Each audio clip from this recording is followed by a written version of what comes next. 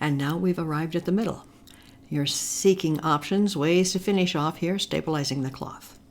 Let me show you how to use an extra piece of yarn to finish. A sideways piece of yarn is called a weft thread. I've selected a different color of yarn so you can better see what's going on. I'm going to put the loop that's the center of this extra piece of yarn into this space, the most recent shed. I slide it on through, just like that, and you want this yarn to go through, down, and back through again.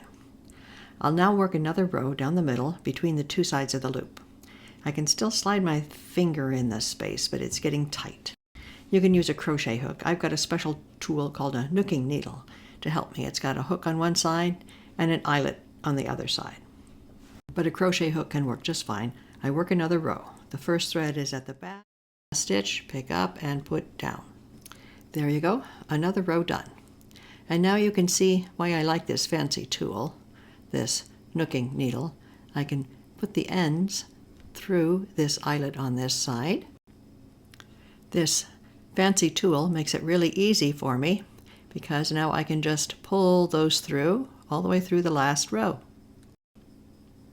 Now I snug up that weft, clean it up a little bit, and the work is sealed, nicely finished. And depending on conditions, you might work a couple more rows, each going between the last pair. In the end, I might tuck the ends back into the next to last row. Here I pass my fancy tool in the space of the next to last row,